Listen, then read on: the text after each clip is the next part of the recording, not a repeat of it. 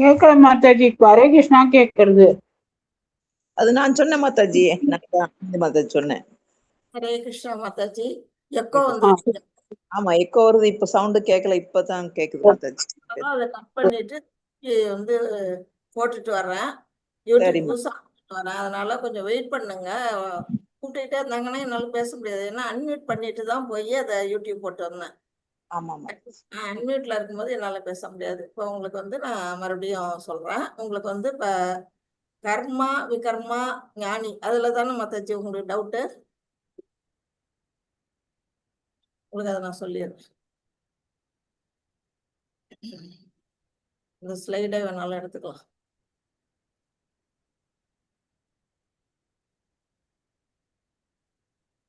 இப்ப கேக்குது இல்ல வாய்ஸ்?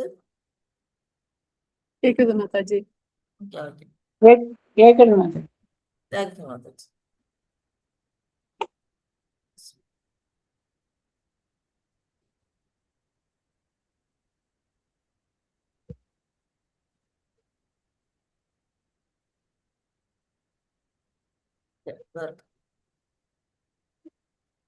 இதுல தானே மாதாஜி உங்களுக்கு டவுட்டு?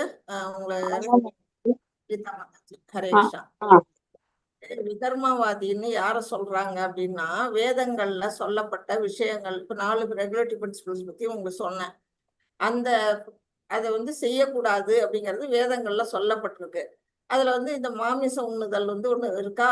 இவர் வந்து என்ன செய்யறாரு? மாமிசம் சாப்பிடுறாரு. வேதங்கள்ல சாப்பிடக்கூடாதுன்னு சொல்லியிருக்கு. வேதங்கள்ல சொல்லப்பட்ட விஷயங்களை தவிர்த்து வேற எதை செஞ்சாலும் அது விகர்மா. அது செய்யறவன் விகர்மா. ஓகேவா? அடுத்தது கர்மவாதி எப்படின்னா பலன் கருதி செய்யறது. இப்ப நாம எல்லாமே கிட்டத்தட்ட அப்படிதான். எந்த ஒரு காரியம் செஞ்சாலும் அதுக்கான பலனை நம்ம எதிர்பார்க்கிறோம். இப்ப வந்து இங்க ஒருத்தர் இருக்காரு, அவர் என்ன செய்யறாரு? யாகம் வளர்க்கறாரு. யாகம் வளர்க்கறதுனால அவர் எதுக்காக யாகம் வளர்க்கறாருன்னா சொர்க்கத்துக்கு போகணும்னு ஆசைப்பட்டு யாகம் செய்யறாரு. அப்ப அந்த மாதிரி ஒரு பலனை கருதி செய்யறவங்க வந்து என்னன்னா கர்மவாதி. அது வந்து செய்யலாம், தப்பு கிடையாது. ஆனாலும் பலன் கருதி செய்யறாங்க. கர்ம காண்டா மோட்ல செய்யறாங்க. கர்ம யோகம் வேற, கர்ம காண்டா வேற. கர்ம யோகம்ங்கிறது பகவானுக்காக செய்யறது. கர்ம காண்டாங்கிறது நம்ம சொந்த நலனுக்காக செய்யறது. இந்த மாதிரி செய்யறதுனால அவங்க வந்து கர்மவாதி அப்படின்னு அழைக்கப்படுறாங்க.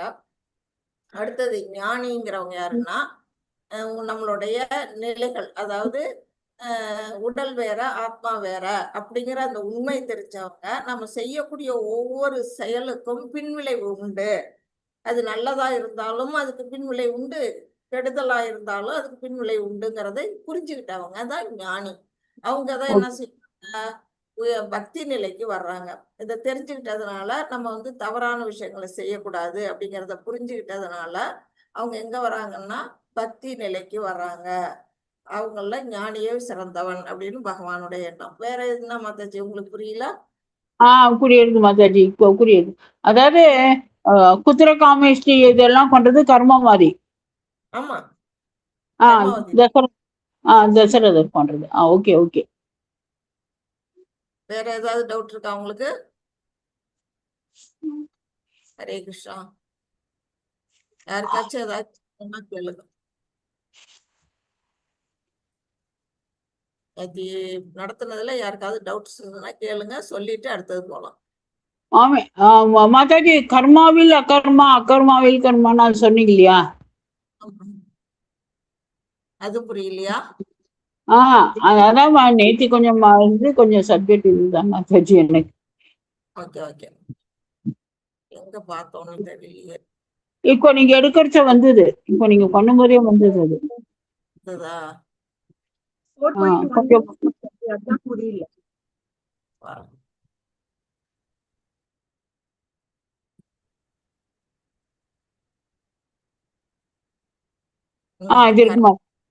கர்மாவில் அகர்மா. இப்ப வந்து கர்மான்னா என்ன சொல்லுங்க? செயல், நல்ல செயல் செய்யறது கர்மா. செயல்கள், செயல் செய்யறது கர்மா. அகர்மான்னா என்ன? தவறான செயல் செய்யறது. தவறான செயல் செய்யறது விகர்மா. அகர்மா வந்து பகவானுக்காக செய்யறது. பகவானுக்கு ரைட். விகர்மா தான் அது. கரெக்ட். ஒண்ணு வச்சுங்க. தர்மம் அப்படின்னா தர்மமான செயல், அதர்மம்னா தர்மமற்ற செயல் இல்லையா? ஓகே. அது மாதிரி கர்மன்னா செயல், அகர்மன்னா செயலின்மை, செயல் செய்யாம இருக்க. ஓகே. கரெக்டான மீனிங் என்னன்னா செயல் செய்யறது கர்மா, செய்யாம இருக்கிறது, செயலற்று இருக்கிறது வந்து அகர்மான்னு சொல்லப்படுது. இது ஓகே. வந்து இந்த இடத்துல எப்படி அதுக்கு பொருள் படுத்துக்கணும்னா, அகர்மாங்கிறது செயலற்ற தன்மையை வந்து பகவானுக்காக செயல்படுறதுதான் அகர்மாவா இங்க வருது. எப்படி அப்படின்னா, இப்ப இவங்க எல்லாம் என்ன செய்யறாங்க? கீர்த்தன் பாடுறாங்க, பாட்டு பாடுறாங்க, ஆடுறாங்க. இதெல்லாம் எதுக்காக செய்யறாங்க? பகவானுக்கு. பகவானின் திருப்திக்கு. அவங்க கர்மா செய்யறாங்க. ஆனா அதே வந்து அந்த கர்மா வந்து அகர்மாவா ஆகுது. அதாவது தனக்காக அவங்க எந்த கர்மாவும் செய்யல. பகவானுக்காக செய்யும் பொழுது கர்மாவில் அகர்மா வருதா இல்லையா? ஓகே. கர்மாவில் இது வந்து புக்கு வந்து பகவத்கீதை புஸ்தகம் இந்த மாதிரி புக்கை வந்து கொடுக்குறாரு. இவருக்கு சொல்லி இந்த மாதிரி வாங்கிக்கிங்க, படிங்கன்னு அதை பத்தி விளக்கம் கொடுக்குறாரு. இவரும் ஒரு செயல் செய்யறாரு. ஆனா அந்த செயலற்ற தன்மை எப்படின்னா அது அகர்மா. பகவானுக்காக அது செய்யறாரு. கிருஷ்ணரை திருப்திப்படுத்துறதுக்காக செய்யக்கூடிய செயல்கள் அனைத்தும் அகர்மா அப்படிங்கறத புரிஞ்சுங்க. ஓகே. ஓகேவா? ஓகே மாதாஜி. வேற ஏதாவது டவுட்ஸ் இருக்கா?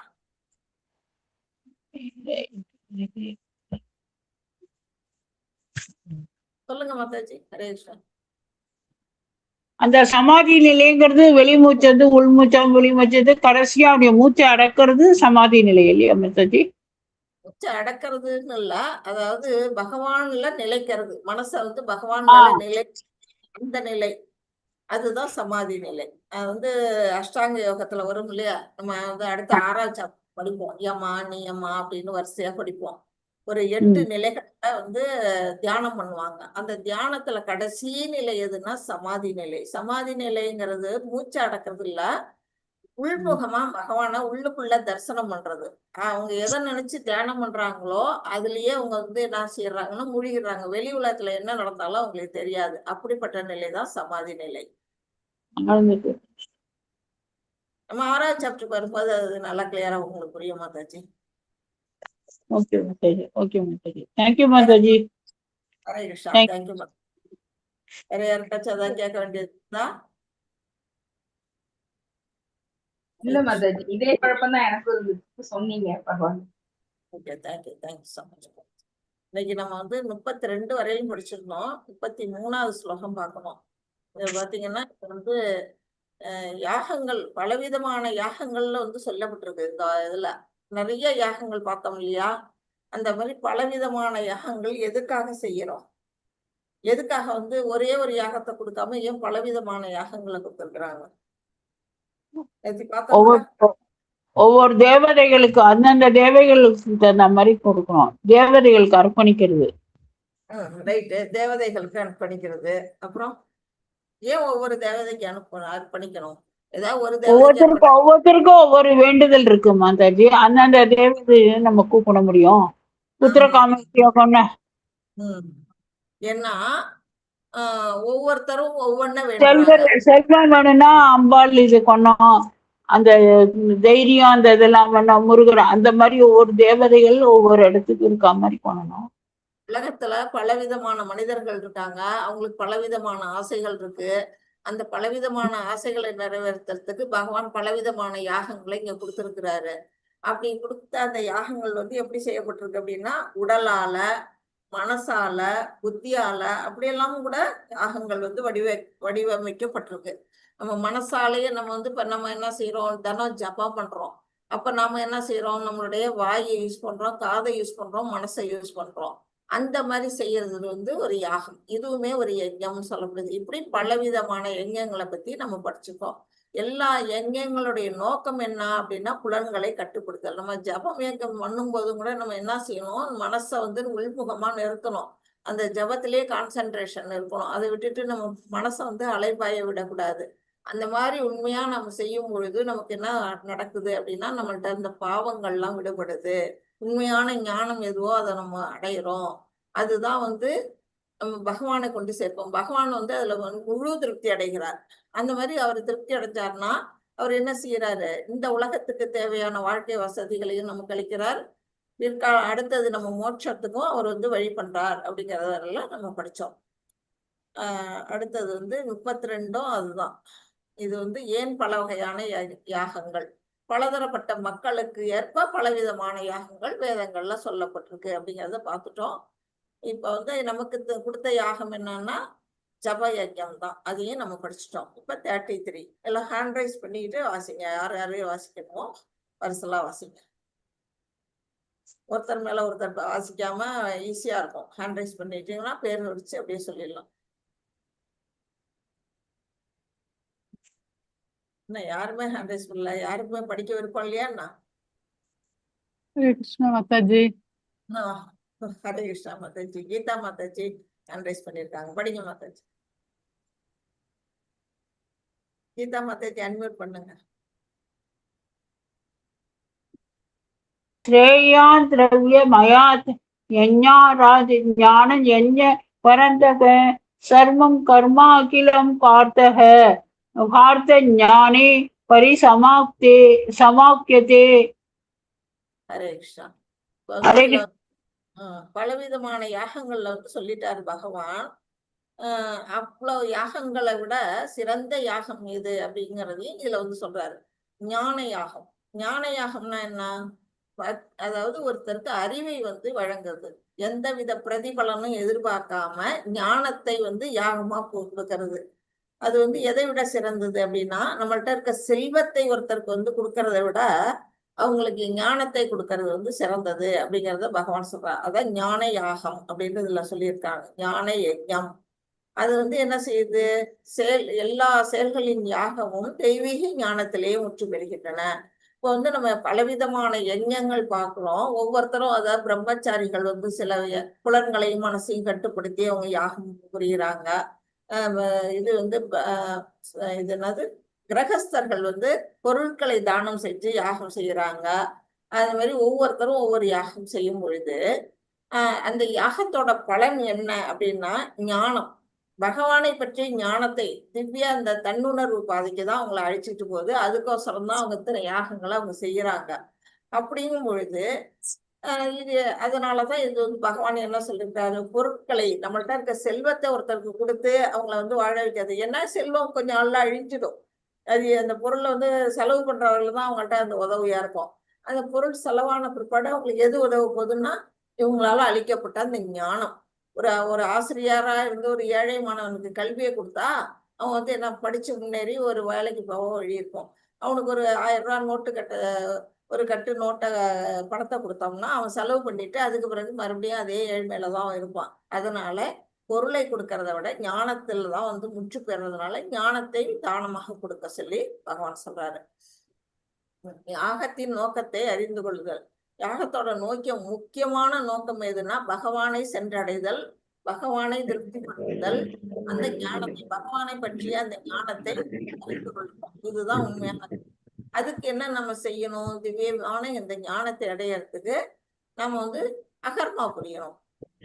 அகர்மாங்கிறது வந்து பகவானை சென்றடையறதுக்கு நம்ம இப்ப பார்த்தோம் இல்லையா, செய்யறோம். ஆனா அந்த செயல் நமக்காக இல்ல, பகவானுக்காக. அந்த மாதிரி செயலை செய்யும் பொழுது நம்ம வந்து பகவானை சென்றடைய முடியும். இல்லைன்னா நம்ம என்ன செய்வோம்? கர்மா செய்வோம். கர்மாங்கிறது வேதங்கள்ல விதிக்கப்பட்ட செயல்கள் தான்.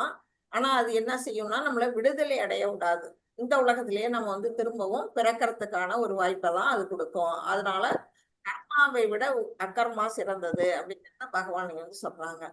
நான் செய்வதை ஏன் செய்கிறேன், எதற்காக செய்கின்றேன்? நம்ம ஒவ்வொருத்தரும் கேள்வி கேட்டிருந்தோம். ஒவ்வொரு செயலை செய்யும் பொழுதும் நம்ம எதுக்காக இந்த செயலை செய்யறோம், ஏன் செய்யறோம் அப்படின்னா அதுக்கு வந்து என்ன கேட்கணும்? அடக்கத்துடன் கேட்டு அறிய வேண்டும். அதில் தெரியவில்லை என்றால் யாருகிட்ட அடக்கத்துடன்? ஒரு குரு கிட்ட, நம்மை விட மேல் அதிகாரியா யார் இருக்காங்களோ அவங்கள்ட்ட வந்து எப்படி கேட்டு தெரிஞ்சுக்கணும்? அதுக்கான விஷயங்களை, ஏன் நான் அந்த காரியத்தை செய்யறேன், எதுக்காக நான் செய்யணும் அப்படிங்கிற விஷயங்களை நம்ம விட உயர்ந்த அதிகாரிகள்ட்ட இருந்து கேட்டு தெரிஞ்சுக்கணும். அதுதான் வந்து யாருன்னா நமக்கு குரு. அந்த குருவை பத்தி தான் இப்ப படிக்க போறோம். பாக்யலட்சுமி மாதாஜி வாசிங்க. ஹரே கிருஷ்ண மாதாஜி. தத்வித்தி பிரணிபாதேன பரிப்ரஸ்னேன சேவையா உபதேஸ்யந்தி தே ஞானம் ஞானினஸ்தத்வதர்ஷினக. ஹரே கிருஷ்ண மாதாஜி. நம்ம வந்து எதுக்காக ஒரு காரியத்தை செய்யறோம், ஏன் செய்யறோம் அப்படிங்கிறது நமக்கு விடை தெரியாது. அப்ப வந்து நம்ம எது தெரியாமலே நம்ம வந்து பரம்பரையா செஞ்சுட்டு இருந்தாங்க. நானும் செய்யறேன். அப்ப வந்து குலதெய்வம் கோயில்ல போய் கும்பிடுறோம், இல்ல வந்து வீட்டுல ஒரு பண்டிகை கொண்டாடுறோம். எல்லாமே வந்து நமக்கு யார் சொல்லி கொடுத்தா? நம்மளுடைய பெற்றோர்கள், நம்முடைய தாத்தா பாட்டி வீட்டுல பழக்கமா செஞ்சுட்டு இருக்காங்க. அதை பார்த்து நம்ம செய்யறோம். இது எதுக்காக செய்யறோம் அப்படின்னு என்னைக்காவது யாராவது கேள்வி கேட்டிருக்கீங்களா? இந்த காலத்து குழந்தைங்க வந்து அழகா கேக்குறாங்க, எதுக்காக இதை செய்யற, அதோட விஷயம் என்ன அப்படின்னு கேக்குறாங்க. ஆனா அந்த காலத்துல நம்ம எல்லாம் அதெல்லாம் கேட்கறதே தெரியல. அவங்க செஞ்சாங்க, அதை அப்படியே ஃபாலோ பண்ணிட்டு நம்ம இருந்தோம் இல்லையா? அது மாதிரி கேட்கணும், இது எதுக்காக, ஏன் அப்படின்னு. யாருக்கிட்ட கேட்கணும்? வீட்டுலன்னா நம்ம பெற்றோர்கள்ட்ட கேட்போம். ஒரு சீடன்னா ஒரு குரு கிட்ட போய் கேட்கணும். குரு கிட்ட எதுக்காக கேட்கணும்? அவருக்கு தான் உண்மை தெரியும். நமக்கு தெரியாதனாலதான் அவர்கிட்ட போய் கேட்கிறோம். அவர்கிட்ட எப்படி கேட்கணும்? ஒரு குரு கிட்ட கேட்கும் பொழுது அடக்கத்துடன், அவர்கிட்ட வந்து பணிவோட. அந்த காலத்துல எல்லாம் குருகுலம் அதுக்காக வச்சிருந்தாங்க. குருகுலத்துல குழந்தைங்க படிக்க வச்சாங்க. குருகுலத்துல வந்து ஆசிரியருக்கு வந்து குருமார்களுக்கும் அவருடைய பத்தினிக்கும் வந்து குழந்தைங்க வந்து என்ன செய்வாங்க? தொண்டு செய்வாங்க. அந்த மாதிரி அவர்களுக்கு தொண்டு செய்து கேள்விகளை அடக்கத்துடன் கேட்கணும். கேட்கறதுனால என்ன கிடைக்கும்? அவங்க வந்து தன்னுணர்வு அடைந்த ஆத்மாக்கள். அவங்களுக்கு வந்து தன்னை பற்றியும் தெரியும், பகவானை பற்றிய விஷயங்களும் தெரியும். அதனால அந்த உண்மை தெரிஞ்சவங்களால உனக்கு வந்து சிறந்த ஒரு ஞானத்தை அவர்கள் அளிப்பார்கள் அப்படின்னு வந்து சொல்றாங்க. எங்ஙனம் ஞானம் பெறுவது? எப்படி நம்ம ஞானத்தை அடையலாம் அப்படின்னா, இந்த மாதிரி ஒரு குருவிட ஒரு சீடனா வந்து பணிவோட ஒரு சமர்ப்பணம் இருக்கும் பொழுது அவர் வந்து குரு வந்து சந்தோஷமா அவங்களுக்கு சொல்லுவாரு. அடுத்தது வந்து கேள்வி கேட்டார், விசாரணை. கீதா மாதாஜி அவங்களுக்கு தெரியலன்னு இப்ப உடனே கேட்டாங்க. அந்த மாதிரி நமக்கு எது சந்தேகம் இருந்தாலும் உடனே அதை கேட்டு புரிந்து கொள்ளணும். அடுத்தது சேவகனாக தொண்டாற்றுதல். இதெல்லாம் இந்த காலத்துக்கு இல்ல, முன்ன குருகுலத்துல இருந்தபோது நடந்தது. இதெல்லாம் வந்து அந்த காலத்துல எழுதிய புஸ்தகத்தினால அப்படி எழுதியிருக்கிறாங்க, அவ்வளவுதான். குருட்டுத்தனமாக பின்பற்றுவதும் குதர்க்கமாக கேள்வி கேட்பதும் கண்டிக்கப்பட்டுள்ளன. சரி, கேள்வி கேளுங்க, மற்றவங்க கேள்வி கேட்கறது தான் நல்லது அப்படின்னு சொன்னதுனால விதண்டாவாதமா கூட சில பேர் கேள்வி கேட்பாங்க இல்லையா? அந்த மாதிரி செயல்கள் செய்யக்கூடாது. வேணும்னே தெரிஞ்சுக்கிட்டே பதில் தெரிஞ்சுக்கிட்டே சில பேர் கேட்பாங்க. அந்த மாதிரி கேள்விகள் கேட்கக்கூடாது. ஆன்மீக குருவின் திருப்தியே முன்னேற்றத்திற்கான ரகசியம். நாம ஆன்மீகத்துல முன்னேறணும்னா நம்மளுடைய ஆன்மீக குருவை திருப்திப்படுத்தணும். அப்பதான் வந்து நாம அதுல முன்னேற முடியும் அப்படிங்கிறதையும் இதுல சொல்லியிருக்காங்க. அதிகாரிகளிடமிருந்து பெறப்படும் உன்னத ஞானத்தின் மகிமைகள், அவங்கள்ட்ட இருந்து கிடைக்கக்கூடிய அந்த ஞானத்தோட பெருமைகள் என்னென்ன அப்படிங்கிறத 35ல இருந்து 37 வரையிலும் நம்ம பார்க்க போறோம். மாதாஜி, சாந்தி மாதாஜி வாசிங்க. ஹரே கிருஷ்ணா. புனர்மோகம் ஏவம் யாஸ்யசி பாண்டவ ஏன பூதான்ய சேஷாணி ரக்ஷ்யஸ்யாத்மன்யதோ மயி. ஹரே கிருஷ்ணா. இவ்வாறு தன்னுணர்வு அடைந்த ஆத்மாவிடமிருந்து அப்படிப்பட்ட ஒரு சிறந்த ஒரு குரு அவங்க பார்த்துக்கணும். அந்த குரு வந்து எல்லாம் தெரிஞ்சவரா? இந்த காலத்துல நிறைய பேர் நானும் ஆசிரியர் சொல்லிட்டு வராங்க. அது வந்து தவறான வழியை காட்டுறவங்களும் இருக்கிறாங்க. அதனால ஒரு குருவை தேர்ந்தெடுக்கும் பொழுது நம்ம வந்து கரெக்டா வந்து நம்ம செலக்ட் பண்ணணும். அவர் வந்து சிறந்த ஒரு குருவா அப்படிங்கிறது தெரிஞ்சு அவர்கிட்ட நம்ம வந்து அவருக்கு ஷெல்டர் எடுத்துக்கணும். அப்படி எடுத்துக்கும் பொழுது அப்படிப்பட்ட குருவிடமிருந்து என்ன செய்யலாம்? உண்மையான ஞானத்தை, பகவானை பற்றிய அந்த ஞானத்தை வந்து அவர் கொடுப்பாரு. அதுக்கு பிறகு என்ன ஆக மாட்டோம்? நம்ம மயக்கத்தில் விழமாட்டோம். மயக்கம்ங்கிறது நமக்கு என்ன? அறியாமையில விழமாட்டோம். ஏன்னா அந்த ஞானம் வந்து பகவான் வந்து குரு மூலமா நமக்கு கொடுக்குறாங்க. ஏனெனில் இந்த ஞானத்தின் மூலம், அந்த ஞானம் தெரிஞ்சுக்கிறதுனால நம்ம என்ன புரிஞ்சுக்க போறோம் அப்படின்னா, எல்லா உயிரினங்களையும், இந்த உலகத்துல வந்து பலதரப்பட்ட உயிரினங்கள் இருக்கு. நீர் வாழ்வன, நில வாழ்வன, ஊர்வன, பரப்பனன்னு எத்தனையோ இருக்கு இல்லையா? அத்தனையுமே உயிரற்றவை அனைத்துக்குள்ளும் பகவான் வந்து எப்படி இருக்கிறாரு? அத பரமாத்மா ரூபத்துல உள்ளுக்குள்ள இருக்கிறாரு. அவருடைய அங்கத்துணுக்கு தான் நாம எல்லாம். பகவான் வந்து விபு ஆத்மா, நாம அணு ஆத்மா. அவருடைய ஒரு துளி பகுதி தான் நாம. எல்லாருமே, அத்தனை பேரும் எல்லா உயிர் வாழிகளிலும் பகவானுடைய அங்கம் அப்படிங்கிறத நாம தெரிஞ்சுக்கிட்டோம்னா நாம என்ன செய்ய மாட்டோம்? பகவான் எல்லாரையும் வந்து வெறுக்க மாட்டோம். எல்லாருக்கிட்டையும் அன்பு செலுத்துவோம். ஏன்னா நம்மை போன்ற அவங்களும் வந்து பகவானுடைய அங்கத்துணுக்கு, நாமும் பகவானுடைய அங்கம். அவங்களும் வந்து பகவானுடைய ஒரு அங்கத்துணுக்கு அப்படிங்கிறத தெரிஞ்சுக்கிட்ட பிற்பாடு நாம யாரையும் வந்து தப்பா பேச மாட்டோம், தண்டிக்க மாட்டோம், திட்ட மாட்டோம், அவங்கள வெறுக்க மாட்டோம். இந்த நிலைக்கு நம்ம வந்து உயர்ந்த நிலைக்கு நம்மளால வர முடியும். அதுதான் அறியாமையில் விழமாட்டோம். எல்லா ஜீவன்களும் பரமபுருஷ பகவானின் அம்சமாக நம்ம வந்து பார்க்கிறோம். இதெல்லாம் எதனால? அதிகாரிகளிடம் வந்து ஒரு ஆசிரியர் வந்து கேட்கக்கூடிய அந்த ஞானத்தின் மகிமைகள் அப்படிங்கிறாங்க. கிருஷ்ணர் பரமபூர்ண உண்மை, மாயா மாயை இல்லாதது. மாயைன்னா என்னன்னு முதல்ல தெரிஞ்சுக்கணும். மா அப்படின்னா இல்லை, யாங்கிறது இது. இது இல்லை, எது இல்லைன்னா மாயாங்கிறது இல்லவே. அதாவது நம்ம வந்து எல்லாத்தையுமே மாயையில பார்ப்போம். இப்போ வந்து காணல் நீர் நம்ம கண்ணுக்கு வந்து கோடை காலத்துல தார் ரோட்ல பார்த்தீங்கன்னா மாயை, அது வந்து தண்ணி இருக்கிற மாதிரி நமக்கு தெரியும். காணல் நீர் அது. அது உண்மையா அங்க கிட்டக்க போனோம்னா நீர் இருக்காது, அது ஒரு மாயை. அது மாதிரிதான் ஒண்ணுமே. இப்போ இங்க இந்த கண்ணாடி இருக்கு, இந்த கண்ணாடிக்கு எதிரில் வந்து ஒரு ஆப்பிள் வச்சிருக்கிறாங்க. அந்த ஆப்பிள்ல பாத்தீங்கன்னா இந்த இடத்துல வந்து கட்டா இருக்கு இல்லையா, அதை வந்து திருப்பி நம்ம பக்கம் வச்சுட்டு அதோட பின்பகுதியை கண்ணாடியில தெரியிற மாதிரி வச்சிருக்கிறாங்க. இப்ப இந்த கண்ணாடியில இருக்கக்கூடிய ஆப்பிள் எப்படி இருக்கு? நமக்கு முழு ஆப்பிள் மாதிரி இருக்கு, கண்ணுக்கு நம்ம தெரியுது. ஆனா உள்ளபடியே அந்த ஆப்பிள் என்ன இருக்குன்னா இந்த இடத்துல கட்டாய் இருக்கு. அது வந்து வெட்டி எடுத்திருக்கிறாங்க. அது வந்து இந்த கண்ணாடியில அந்த தெரியல நமக்கு. அதுதான் மாயை அப்படிங்கறத நமக்கு வந்து இங்க சொல்றாங்க. இத மாயெல்லாம் எப்ப ரெட்மிங்கிறதுல யார் இருக்கீங்க மாதாஜி? ஹரே கிருஷ்ணா.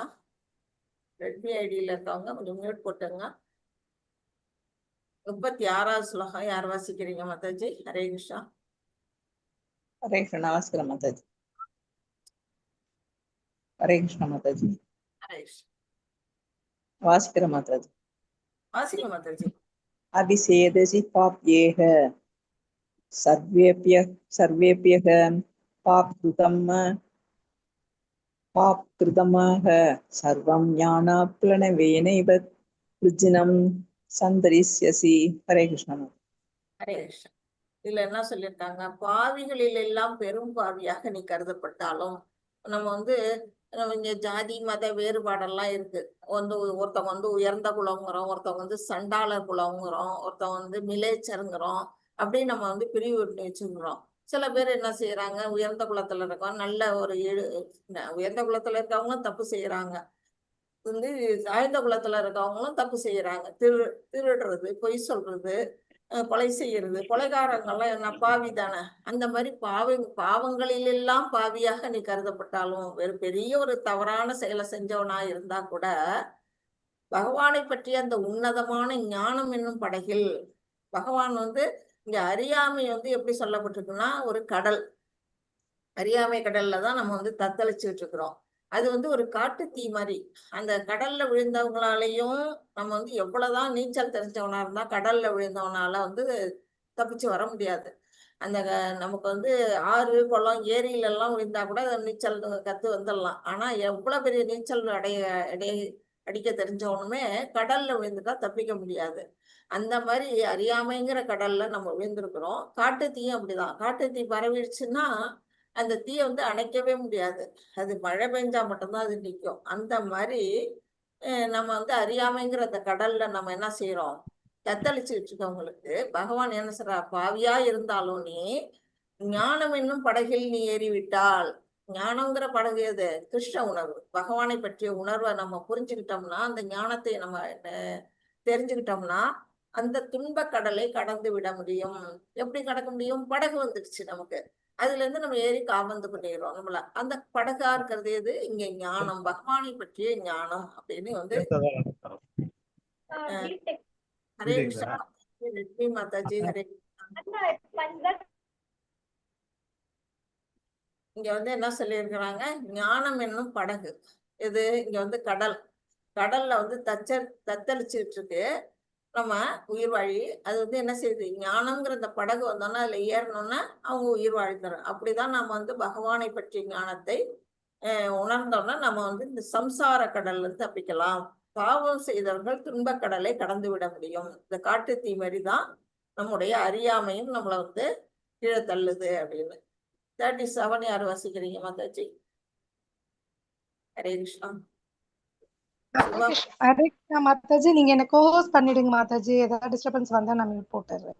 பவானி கோஹோஸ்ட் பண்ணிடுங்க. வரல, அதனாலதான் நான் வந்து கிளாஸ் ஆரம்பிச்சிட்டேன். நான் பார்த்தேன் உங்களை தேடினேன், ஓகே ஓகே 7:03 தான் வந்தேன் மாதாஜி. ஹரே கிருஷ்ணா. அதான் நான் ஆரம்பிச்சிட்டேன்ப்பா.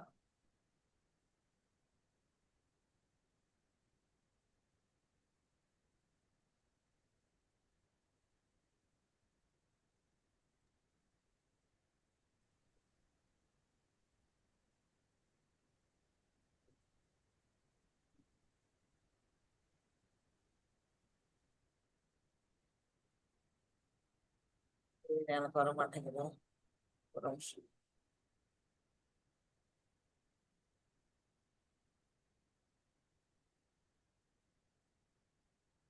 Okay. 37 வாசிங்க மாதாஜி. ஹரே கிருஷ்ணா. பவானி மாதாஜி. यदैतांसि स्मितो अग्निर्भस्मसात् कुरुते अर्जुन ज्ञानाग्नि सर्वकर्माणि भस्मसात् कुरुते तदा. हरे कृष्णा. ஹரே கிருஷ்ணா மாதாஜி. அதாவது என்ன சொல்லி இருக்கிறாங்கன்னா, நம்ம வந்து பாவம் வந்து விதை வடிவுல இருக்குது. அது வந்து அடுத்தது நம்ம வந்து பல ஜென்மங்கள் எடுத்து வந்திருக்கிறோம் இல்லையா? பல ஜென்மங்கள்லயே நம்ம வந்து பாவங்களை வந்து மலைமலையா குடிச்சு வச்சிருக்கோம். சஞ்சித கர்மா அப்படிம்பாங்க. அந்த மாதிரி பாவ விளைவுகள் வந்து அப்ப செஞ்சது, ஏற்கனவே செஞ்சது மலை மாதிரி இருக்குது. இந்த பிறவியில நம்ம என்ன செய்யறோம்? மறுபடியும் பாவம் செய்யறோம். நம்ம நம்மளை தெரிஞ்சோ தெரியாமலோ நம்ம பாவம் பண்ணிட்டு இருக்கோம். அது எப்படின்னா விதை வடிவில் இருக்கிறது. இன்னும் வந்து முளைக்கவே ஆரம்பிக்கல, அந்த நிலையில இருக்கு. சிலது முளைத்து வெளியில வந்திருக்குது, சிலது பழமா இருக்கு. அதாவது நம்ம வந்து அந்த பாவம்ங்கிற அந்த விதை வந்து முளைவிடாமல் இருக்க ஒரு பாட்டு, அப்புறம் முளைச்சு வந்திருக்கிறது ஒரு பாட்டு, அப்புறம் கனிந்த நிலையில ஒண்ணு இருக்கு. அந்த கனிந்த நிலையில இருக்கிறது தான் நாம வந்து என்ன செய்யறோம்? அனுபவிக்கிறோம். துன்பங்களாக நம்ம வந்து இந்த உலகத்துல அனுபவிச்சுட்டு இருக்கோம். அது மாதிரி கொழுந்து விட்டு எரியும் நெருப்பு விறகை சாம்பலாக்குவதை போல வந்து நல்லா திக்கு திக்குன்னு எரிஞ்சுக்கிட்டு இருக்குது. அந்த நெருப்பு எரியறதுனால அந்த விறகெல்லாம் என்ன ஆகுதுன்னா சாம்பலா போகுது. நமக்கு தெரியும், நல்லா எரிஞ்சு முடிச்சாலும் பாத்தீங்கன்னா சாம்பல் தான் மிஞ்சும். அந்த மாதிரி இந்த ஞானம்ங்கிற நெருப்பு என்ன செய்யுது? நம்ம பல ஜென்மங்களா சேர்த்து வச்சிருக்கோம் இல்லையா? அந்த மலையா குமிச்சு வச்சிருக்கோம் இல்லையா பாவங்கள்? அந்த பாவங்கள் எல்லாம் சாம்பலாக்குதான். அப்ப அந்த ஞானம் எவ்வளவு உயர்ந்தது அப்படிங்கறது பார்க்கணும். நம்ம பாவத்தை வந்து கரைக்குதுன்னா அந்த ஞானத்தை நம்ம வந்து புரிஞ்சுக்கணும் நம்ம வாழ்க்கையில, அப்படிங்கறதுதான் இங்க வந்து பகவான் சொல்லி இருக்கிறாங்க. அதிகாரிகளிடமிருந்து பெறப்படும் உன்னத ஞானத்தின் மகிமைகள் என்னன்னா, நம்மளுடைய பாவ விளைவுகள் எல்லாம் அது வந்து எரித்து சாம்பலாக்கிடுது. எல்லா போராட்டத்தையும் நிறுத்துங்கள். நமக்காக பகவான் எப்போதும் காத்துக்கிட்டே இருக்காரு. எங்க? நம்ம மனசுக்குள்ள. அந்த இரு பறவைகள் பார்த்தோம் இல்லையா? ஒரு பறவை பழங்குனது, ஒரு பறவை வந்து சாட்சி பறவையா இருக்கு. அப்ப அவர் காத்துக்கிட்டு இருக்காரு, நீ எப்ப வருவியோ நான் உன்னை அழைச்சிட்டு போறேன் தன்னுடைய இருப்பிடத்துக்கு அப்படின்னு. ஆனா நாம வந்து என்ன செய்யறோம்? அது திரும்பியே பார்க்காம இருக்கோம். இப்ப பகவானை பற்றிய ஞானத்தை உணர்ந்துட்டோம்னா நாம வந்து பகவானை திரும்பி பார்க்கணும். அவரை பற்றிய ஞானங்களை பத்தி தெரிஞ்சுக்கணும். அவர் என்ன செய்யறாரு, இந்த உலகத்தை எப்படி படைச்சாரு, நம்மளை எப்படி படைச்சாரு, நாம ஏன் வந்து இந்த உலகத்துல வந்து கஷ்டப்பட்டுட்டு இருக்கோம், இதெல்லாம் நம்ம வந்து யோசிக்க ஆரம்பிச்சிட்டோம்னா நம்ம பகவானுடைய உலகத்துக்கு போறதுக்கான வாய்ப்பு கிடைச்சிடும். 38 வாசிங்க மாதாஜி. பவானி மாதாஜி வாசி. ஹரே கிருஷ்ணா மாதாஜி. நகி ஞானேன சத்ருஷம் பவித்ரம் இக வித்யதே தத் ஸ்வயம் யோக சம்சித்தக காலேனாத்மனி விந்ததி. ஹரே கிருஷ்ணா மாதாஜி. அப்படிப்பட்ட அந்த ஞானம் எப்படிப்பட்டதுன்னா மிக மிக தூய்மையானது. ஏன்னா பகவான் எப்படி தூய்மையானவரோ அதை போலதான் அவருடைய செயல்கள், அவரை பற்றிய ஞானம் அனைத்தும் தூய்மையானது. நாம தான் வந்து என்ன செஞ்சிருக்கோம்? களங்கம் அடைந்திருக்கிறோம். பகவானும் பகவானை பற்றிய ஞானங்களும் தூய்மையானவை. அத்தகைய ஞானம் வந்து என்ன சொல்றது? யோகங்களின் முற்றிய பழம். இப்ப நம்ம வந்து பலவிதமான யோகங்கள்ல இதுல வந்து பகவத்கீதையில படிச்சுட்டு இருக்கோம். கர்ம யோகம், ஞான யோகம், அஷ்டாங்க யோகம்னெல்லாம். அப்படிப்பட்ட அந்த எல்லா யோகங்களுக்கும் முற்றிய பழமாக இருக்கிறது எது? பக்தி யோகம். அந்த பக்தி யோகம்ங்கிற அந்த முற்றிய பழம் தான் அந்த ஞானம். அதை வந்து நாம எப்படி பயிற்சி பண்ணணும்? நம்ம தினமும் பகவானுக்காக சர்வீஸ் பண்ணுவோம். நம்மளால எது முடியுதோ அது எளிமையா செய்யலாம். பூ கொண்டு சாமிக்கு கடவுளுக்கு கொடுக்கலாம், பகவானை பற்றி ஒரு பாட்டு பாடலாம், பகவானை பற்றி செய்திகளை கேட்கலாம், பகவத்கீதை எடுத்து வச்சு படிக்கலாம், ஜபம் பண்ணலாம். இப்படி எளிமையா நம்ம வந்து பக்தி தொண்டை ஆரம்பிக்கணும். படிப்படியா ஆரம்பிச்சு காலப்போக்குல அது என்ன ஆகுது, அந்த ஞானத்தை வந்து நம்ம அதுலயே வந்து முழுகிடுவோம். அதை விட்டு வெளியில வர நமக்கு மனசே வராது. நீங்க வருஷ கணக்கா நீங்க அந்த பகவத்கீதை படிச்சுக்கிட்டு இருக்கீங்கன்னா, ஒரு நாள் அந்த கிளாஸுக்கு போகலைன்னா உங்களுக்கு வந்து என்னமோ மாதிரி இருக்கும். என்னமோ இழந்துட்டது போல, உங்களுக்கு ஏதோ விட்டுட்டோம், தவற விட்டுட்டோம் அப்படிங்கிற மாதிரி ஒரு ஃபீலிங் வரும். ஏன் அப்படின்னா, அதுல ஏற்படக்கூடிய ஒரு பற்று, நமக்கு பகவானை பற்றிய பற்று ஏற்பட்டோம்னா நாம வந்து அந்த நிலைக்கு வர்றோம். அது எப்படிப்பட்டது? தூய்மையானது. காலப்போக்கில் பக்குவமற்ற துறவிற்கு எச்சரிக்கை. பக்குவமற்ற துறவு கூடாது, பக்குவத்துடைய துறவு தான் ஏற்றுக்கொள்ளணும் அப்படிங்கிறத பகவான் சொல்றாங்க. திவ்யமயமான நேர்மையான ஆன்மீக அறிவு உன் அமைதியின் ரகசியம். இந்த மாதிரி பக்தி வழியில நம்ம வரும் பொழுது எப்படின்னா, நம்மள்ட்ட கோபங்களே இருக்காது. நீங்க பழகி பாருங்க, ஒரு வருஷம் ஆனோன்னு நீங்களே சொல்லுவீங்க, போன வருஷம் இருந்ததுக்கும் இந்த வருஷம் இருந்ததுக்கும் வித்தியாசம் தெரியும். இப்போ ஜானகிராமன் பிரபு இங்க வந்திருக்கிறாங்க, அவங்கள கேட்டா சொல்லுவாங்க. அவங்க ரொம்ப காலமா அந்த இஸ்கான்ல இருக்கிறாங்க. அவங்க முன்னாடி இருந்ததுக்கும் இப்ப இருந்ததுக்கும் மாற்றுதல் ஏதாவது? பிரபு ஹரே கிருஷ்ணா. பிரபு உங்களுக்கு ஏதாவது மாறுதல் இருக்கா? பிரபு ஹரே கிருஷ்ணா சொல்லுங்க. ஹரே கிருஷ்ணா மாதாஜி, நிறைய மாறுதல் இருக்கு. நிறைய மாறுதல். நம்மள்ட்ட வந்து மாற்றங்கள் ஏற்படும். நம்மள்ட்ட வந்து மனசுல ஏற்படக்கூடிய அந்த பலவிதமான களங்கங்களும் நம்மளை விட்டு போயிடும். நம்மளோட மனசு தூய்மையாகும், அமைதியாகும். பிரபு வந்து உதாரணமா சொல்லிட்டாங்க. அது மாதிரி நிறைய பேருக்கு வந்து நீங்க எல்லாம் அனுபவிச்சிருப்பீங்க. அந்த நிலைக்கு நம்மளை உயர்த்துறது எது அப்படின்னா, அந்த பகவானை பற்றிய ஞானமும் பக்தி சேவையும் அப்படிங்கறதுதான் இங்க வந்து சொல்லியிருக்காங்க. பிரபு வாசிக்கிறீங்களா? 39வது ஸ்லோகம் வாசிக்கிற மாதாஜி. வாசிங்க. சரத்வாம் லாபதே ஞானம் தத்பர சமயக்கேந்திரிய ஞானம் தப்தவா பராம் சாந்திமா சிரோநதி கச்சதி. ஹரே கிருஷ்ணா மாதாஜி. ஹரே கிருஷ்ணா. உன்னத ஞானத்திற்காக தன்னை அர்ப்பணித்து புலன்களை அடக்கக்கூடிய நம்பிக்கையுடைய மனிதன் அந்த ஞானத்தை அடைய தகுதி வாய்ந்தவனாவான். அதை அடைந்த பின் வெகு விரைவில் பரம ஆன்மீக அமைதியை அவன் அடைகிறான். ஹரே கிருஷ்ணா மாதாஜி. வாழ்வு. ஹரே கிருஷ்ணா பிரபு. இப்ப ஞானம் ஞானம்னு 4 ஸ்லோகமா படிச்சுக்கிட்டு இருக்கோமே, அந்த ஞானம் வந்து என்ன ஞானம்? பகவானை பற்றிய ஞானம். அதை அடையிறதுனால நம்ம என்ன பலன் அடைவோம் அப்படிங்கிறதெல்லாம் பாக்குறோம். அந்த ஞானத்தை அடையறதுக்கு யார் ஒருத்தவங்க தகுதி வாய்ந்தவர்கள்? அந்த ஞானத்தை எல்லாருமே அடைஞ்சிட முடியாது. இப்ப நம்ம வந்து இந்த வகுப்புல வந்து 7 PM கிளாஸ்ல எவ்வளோ பேரை வந்து உள்ள பாத்தீங்கன்னா நிறைய பேரை காட்டுது. ஆனா வந்திருக்கவங்க இப்ப பாத்தீங்கன்னா 13 பேர் என்னையும் சேர்த்து. அப்ப மத்தவங்க எல்லாம் ஏன் வரமாட்டேங்கிறாங்க? அந்த ஞானத்தை அடையக்கூடிய அந்த தகுதி இன்னும் அவங்களுக்கு வரல. ஏன்னா அவங்களுக்கு நம்பிக்கை இல்லை. இந்த பகவத்கீதை கிளாஸ்னால நடக்கக்கூடிய நமக்குள்ள மாறுதல், சேஞ்சஸ் ஏற்படக்கூடிய அந்த நிலைகள் வந்து அவங்க இன்னும் உணரல. உணர்ற காலத்துக்கு தானே வந்துருவாங்க, கூப்பிடாமே வருவாங்க. இப்ப கூப்பிட்டு வர வேண்டியிருக்குது. அந்த நிலைக்கு நாம வந்து அது தகுதி. யாருக்கு தகுதி? இந்த நம்பிக்கை, பகவானை பற்றிய அந்த ஞானத்தை தெரிஞ்சுக்கக்கூடிய, பகவானை பற்றி நம்பிக்கையில தன்னுடைய புலன்களை எல்லாம் அர்ப்பணிச்சு நம்ம வந்து உட்கார்றோம்னா, 1 மணி நேரம் உட்கார்றோம்னா நம்மளுடைய வேலையெல்லாம் விட்டுட்டு தான் வந்து உட்கார்றோம். யாரும் வீட்டுல வேலை இல்லாதவங்க கிடையாது. அவங்கவுங்களுக்கும் சொந்தமா வேலை இருக்கும். அதெல்லாம் விட்டுட்டு வந்து நம்ம புலன்களை நம்ம டிவியில படம் பார்க்காம ஏன் இங்க வந்து உட்கார்ந்துட்டு நம்ம இதை பாக்குறோம்? இந்த ஞானத்தை நம்ம வந்து தெரிஞ்சுக்கணும் அப்படின்னு பகவான் மேல உள்ள விருப்பத்தினால வர்றோம். அவங்கதான் வந்து என்ன செய்யறாங்க? இந்த ஞானத்தை அடையக்கூடிய தகுதி வாய்ந்தவர்கள் அப்படின்னு வந்து பகவான் வந்து சொல்றாங்க. அப்படி தகுதி வாய்ந்தவன் என்ன செய்வாங்க? கூடிய விரைவில் ஆன்மீக அமைதியை அடைகின்றான். நமக்கு வந்து மனசுக்குள்ள வந்து மாற்றங்கள் நிகழுது அப்படிங்கிறத வந்து பகவான் இது போல சொல்றாங்க. உன்னத அறிவை அடைய தகுதிகள் என்ன? ஃபர்ஸ்ட் நம்பிக்கை. பகவான் மேல நம்பிக்கை வைக்கணும். முழு சமர்ப்பணம், பகவான் மேல சமர்ப்பணம். வந்து கொஞ்சம் கூட கவலைப்படக்கூடாது. அடுத்தது புலன் கட்டுப்பாடு. இதெல்லாம் யாருக்கு இருக்குதோ அவங்கதான் அந்த தகுதியுடையவர்கள் அப்படின்னு சொல்றாங்க. நம்பிக்கையின் விளக்கம்.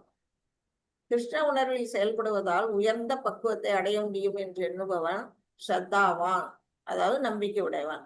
இந்த பகவான் மேல நாம வந்து அந்த உணர்வோட பகவானுக்காக நம்ம தொண்டு செய்யறது, சேவை செய்யறது, அந்த நிலையில நாம வந்து என்ன அடைய முடியும்? பக்குவமான நிலை. பக்குவமான நிலை என்ன? நம்ம வந்து இப்ப வந்து தமோ குணத்துல இருந்து நம்ம வந்து அடுத்தது வந்து ரஜோ குணத்துக்கு வந்திருப்போம். ரஜோ குணத்துல இருந்து சத்துவ குணத்துக்கு வந்திருப்போம். மிருகம் மாதிரி வாழ்ந்துகிட்டு இருந்த வாழ்க்கையில இருந்து நம்ம கர்மகாண்டா வாழ்க்கை வாழ்ந்திருப்போம். கர்மகாண்டாவில இருந்து கர்மயோகத்துக்கு மாறி இருப்போம். கர்மயோகத்துல இருந்து நம்ம ஞான யோகத்துக்கு வந்திருப்போம். ஞான யோகத்துல இருந்து அடுத்த பக்தி யோகத்துக்கு நம்மளால போக முடியும். இதெல்லாம் தான் பக்குவம். அப்படிப்பட்ட பக்குவத்தை அவன் வந்து அடைகிறான். யார் ஒருத்தன் அப்படின்னா நம்பிக்கை உடையவன்.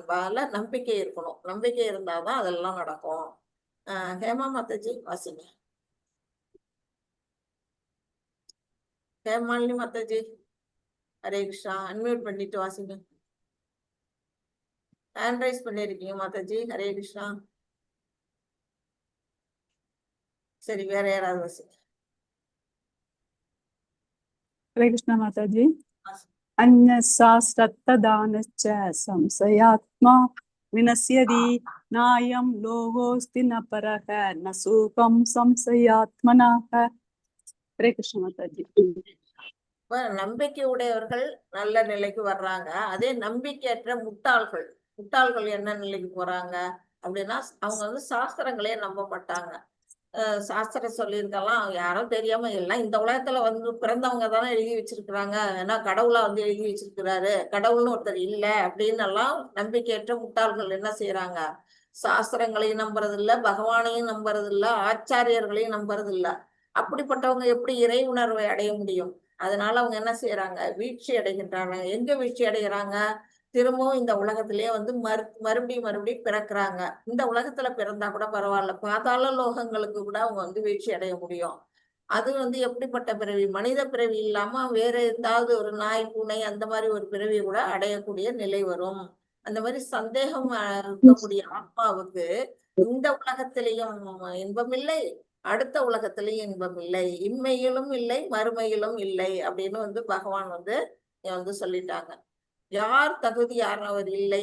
அறியாமையில் இருக்கக்கூடியவர்கள், நம்பிக்கை இல்லாதவர்கள், சந்தேக புத்தி படைத்தவர்கள்.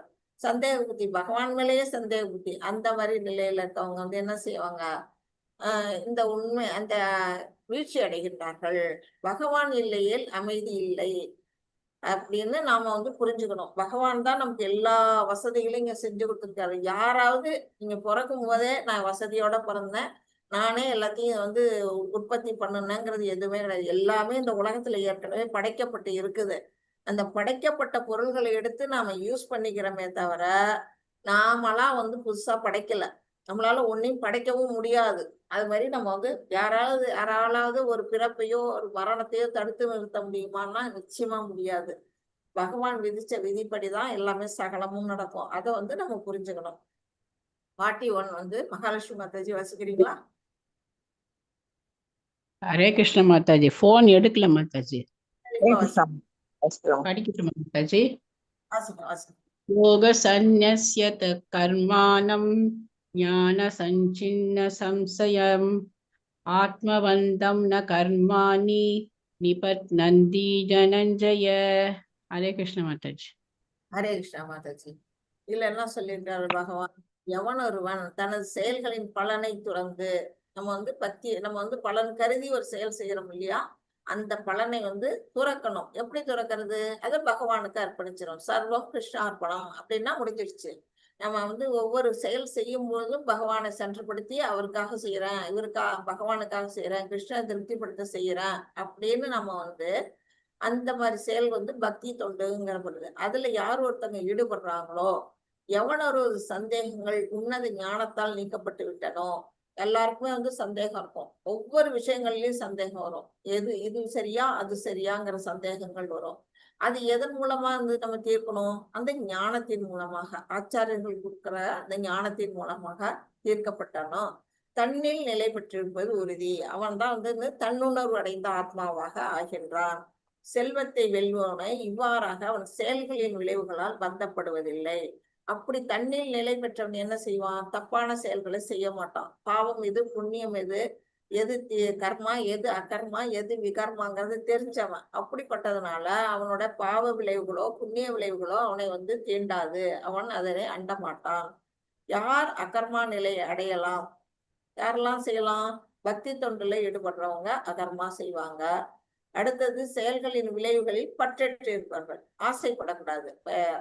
ஆசைய பகவான் மேல வைக்கணும். அடுத்தது வந்து சந்தேகத்திலிருந்து, இது உண்மையா பொய்யா, பகவான்ங்கிறது இருக்கிறது உண்மையா பொய்யா, கடவுள் உண்டா இல்லையா, சாஸ்திரங்கள் சொல்றது உண்மையா இல்லையா அப்படிங்கிறது சந்தேகத்துல இருந்து விடுபட்டவர்கள். ஏன்னா இது வந்து சாஸ்திரம்ங்கிறது வந்து பகவானுடைய வாயிலிருந்து வந்ததுக்கு. பகவத்கீதைங்கிறது அர்ஜுனருக்கு வந்து குருஷேத்திர போர்க்களத்துல பகவானுடைய வாயிலிருந்து சொல்லப்பட்ட ஒரு விஷயம்.